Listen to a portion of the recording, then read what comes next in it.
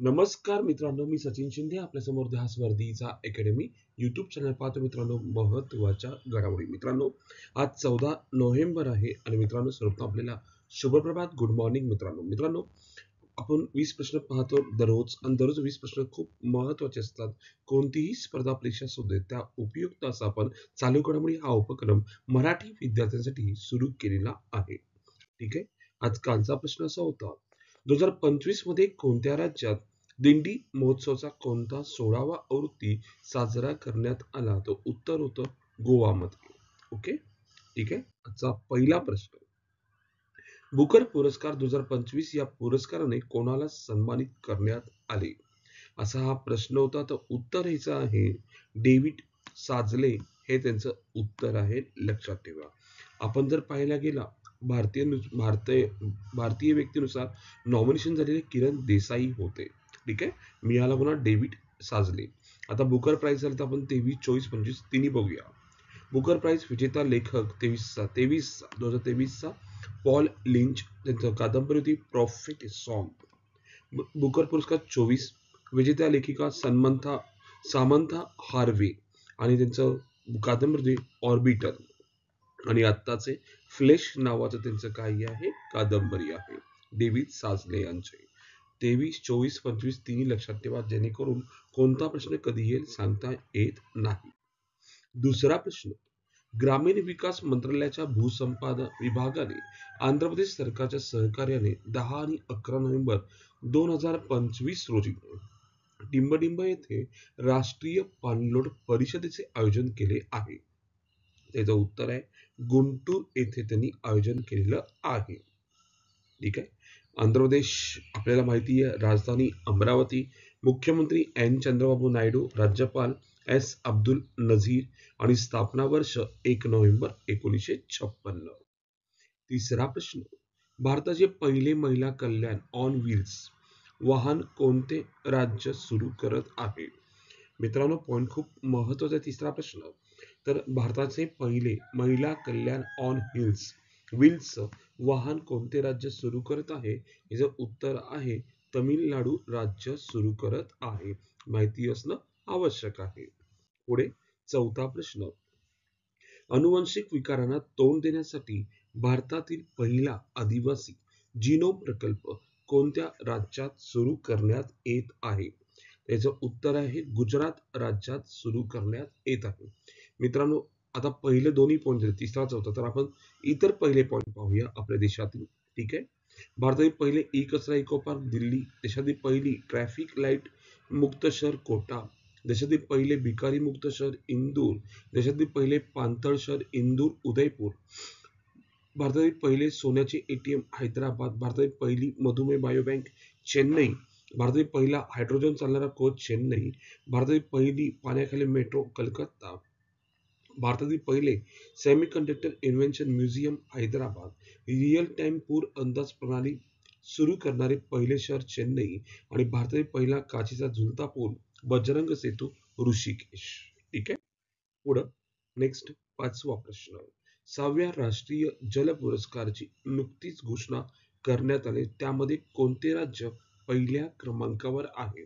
मित्रांनो, जल पुरस्कार जाहीर झालेला होता आणि त्यानुसार जर पाहायला गेलं, महाराष्ट्र हा पहिल्या क्रमांकावर होता. ठीक आहे. आणि आपण थोडंसं डिटेल पाहूया. तर 6व्या जल पुरस्कार मध्ये कोणता जिल्हा पहिल्या क्रमांकावर आहे? तर राजनंदगाव आंध्र प्रदेश. ठीक आहे. बघा, राज्य म्हटलं तर महाराष्ट्र, जिल्हा म्हटलं तर राजनंदगाव आंध्र प्रदेश आणि शहर म्हटलं ना मित्रांनो तर नवी मुंबई महाराष्ट्र. तिन्ही पॉइंट क्लिअर करा, कधी कुठला प्रश्न सांगता येत नाही. राज्य महाराष्ट्र, ठीक आहे, जिल्हा राजनंदगाव आंध्र प्रदेश आणि शहर म्हटलं तर नवी मुंबई. ओके. 6वा प्रश्न पाहतोय, अलीकडे प्रसिद्ध झालेल्या जागतिक हवामान जोखीम निर्देशांक 25 मध्ये भारताचा कितवा क्रमांक लागतो? तर भारताचा मित्र पाहायला गेला तर 15वा क्रमांक लागतो.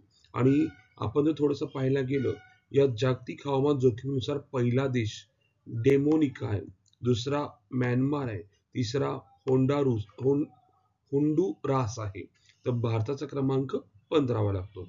मित्रांनो, असा कुठलाही पॉईंट आला तर आपण काय करायचं, जगातल्या प्रत्येक वेळेस भारत किती क्रमांकावर आहे एकदा रिव्हिजन करून घेऊ. हवामान बदल कामगिरी निर्देशांक भारत 10वा, जागतिक दहशतवाद निर्देशांक भारत 14वा, ग्लोबल डिजिटल नॉमॅड रिपोर्टनुसार भारत 38व्या क्रमांकावर आहे. जागतिक स्पर्धात्मक क्रमवारीत भारत 41व्या स्थानावर आहे. जागतिक जीवन कार्य संतुलन निर्देशांकामध्ये भारत 42व्या क्रमांकावर आहे.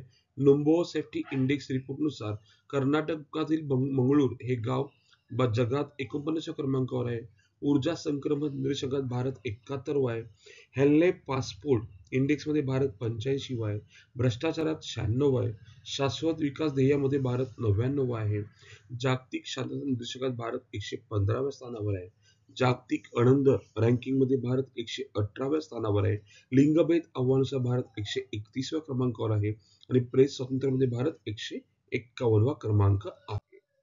7वा प्रश्न, मित्रशक्ती सरावाची 11वी आवृत्ती भारत आणि कोणत्या देशात होत आहे? तर भारत आणि श्रीलंका देशामध्ये होत आहे, लक्षात असावं. 8वा प्रश्न, अलीकडे कोणत्या देशाने अपोलो नावाचा लष्करी लेझर विकसित केला आहे? तर ऑस्ट्रेलिया नावाच्या देशाने तो विकसित केलेला आहे. नेक्स्ट क्वेश्चन 9वा, युवा नेमबाज सम्राट याने जागतिक नेमबाजी स्पर्धेत भारतासाठी कोणते पदक जिंकले आहे? तर त्याने सुवर्ण पदक जिंकलेले आहे. ठीक आहे, आता स्पोर्ट्स आलं तर स्पोर्ट्सचे काही पार्ट्स बघूया आपण.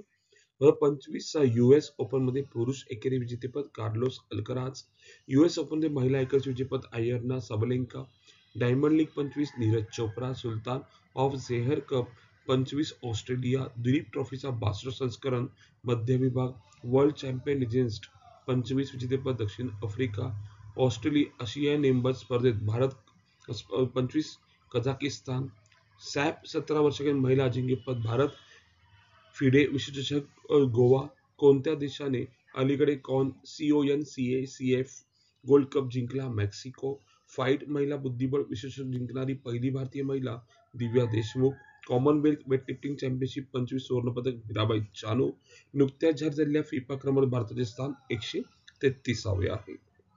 ओके, आपण पाहतोय 10वा प्रश्न, राष्ट्रीय बालदिन केव्हा साजरा केला जातो? याचं उत्तर आहे 14 नोव्हेंबर रोजी साजरा केला जातो. नोव्हेंबर महिना आला की सगळ्या नोव्हेंबरच्या आपण बघूया भाग. 5 नोव्हेंबर जागतिक त्सुनामी जागरूकता दिन, 7 नोव्हेंबर राष्ट्रीय कर्करोग जागरूकता दिन, विद्यार्थी दिवस 8 नोव्हेंबर जागतिक रेडिओग्राफी दिन, 9 नोव्हेंबर जागतिक सेवा दिन, 10 नोव्हेंबर शांतता आणि विकासासाठी जागतिक विज्ञान दिन, 11 नोव्हेंबर राष्ट्रीय शिक्षण दिवस युद्धविराम दिवस, 12 नोव्हेंबर जागतिक निमोनिया दिवस, 13 नोव्हेंबर जागतिक दयाळूपणा दिवस, 14 नोव्हेंबर जवाहरलाल नेहरू यांचे जन्मदिन आणि जागतिक मधुमेह दिन, 15 नोव्हेंबर बिरसा मुंडा जयंती, 16 नोव्हेंबर आंतरराष्ट्रीय सहिष्णुता दिन, 17 नोव्हेंबर आंतरराष्ट्रीय विद्यार्थी दिवस, 19 नोव्हेंबर जागतिक शौचालय दिन आणि आंतरराष्ट्रीय पुरुष दिन, 20 नोव्हेंबर जागतिक सार्वत्रिक बाल दिवस, 21 नोव्हेंबर जागतिक दूरदर्शन दिवस, 25 नोव्हेंबर महिलावरील हिंसाचार निर्मूलनासाठी आंतरराष्ट्रीय दिवस, 26 नोव्हेंबर भारताचा संविधान दिन राष्ट्रीय वृद्ध दिन, 28 नोव्हेंबर महात्मा फुले पुण्यतिथी. ठीक आहे, पुढं नेक्स्ट क्वेश्चन 11वा, नुकतेच कोणत्या देशाने 16 वर्षाखालील मुलांना सोशल मीडियावर वापरावर बंदी घातली आहे? तर तो देश आहे ऑस्ट्रेलिया. 12वा प्रश्न, कोणत्या देशात 300 वर्ष जुना कार्तिक नृत्य महोत्सव आयोजित करण्यात आला आहे? तर तो नेपाळमध्ये आयोजित करण्यात आलेला आहे. 13वा प्रश्न, राज्य कृषी विभागाचे नवीन बोधचिन्ह आणि शाश्वत शेती समृद्ध शेतकरी हे घोषवाक्य कोणाच्या हस्ते अनावरण करण्यात आलेले आहे? तर देवेंद्र फडणवीस यांच्या हस्ते. पुढं नेक्स्ट क्वेश्चन, अलीकडे कोणत्या राज्यात किंवा केंद्रशासित प्रदेशात स्कूल वेब ॲप लॉन्च करण्यात आले आहे? तर उत्तर आहे दिल्लीमध्ये लॉन्च करण्यात आलेलं आहे. 15वा प्रश्न, स्पेस किड्स इंडियाने विकसित केलेल्या भारतातील पहिल्या इलेक्ट्रिक रॉकेटचे नाव काय आहे? तर वायुपुत्र हे त्याचं नाव आहे. 16वा, नेमबाज अनिश भानवाला यांनी जागतिक अजिंक्यपद नेमबाजी स्पर्धेत 25 मीटर रॅपिड फायर पिस्तूल प्रकारात कोणते पदक जिंकले आहे? तर त्यांनी रौप्य पदक जिंकलेले आहे. ठीक आहे, पुढं नेक्स्ट क्वेश्चन 17वा, पॅरादीप फॉस्फेटचा ब्रँड अँबॅसिडर कोण आहे? तर पॅरादीप फॉस्फेटचा ब्रँड अँबॅसिडर राहुल द्रविड आहेत. पुढे 18वा कॉलिन्स डिक्शनरीने 2025 चा वर्ड ऑफ द इयर म्हणून कोणता शब्द घोषित केला आहे?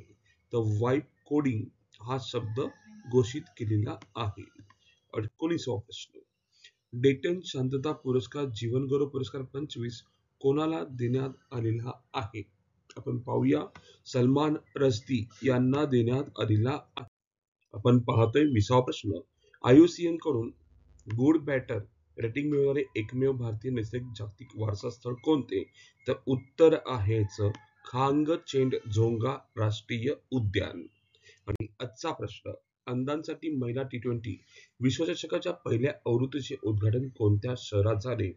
ऑप्शन आहे मुंबई, नवी दिल्ली, पुणे, लखनौ. आपल्याला उत्तर सांगायचं कमेंटमध्ये उत्तर काय असणार आहे. आणि मित्र आज आपण इथेच थांबू. उद्या याच टाइम रोजी याच वेळी भेटू मित्रांनो. धन्यवाद. Thank you.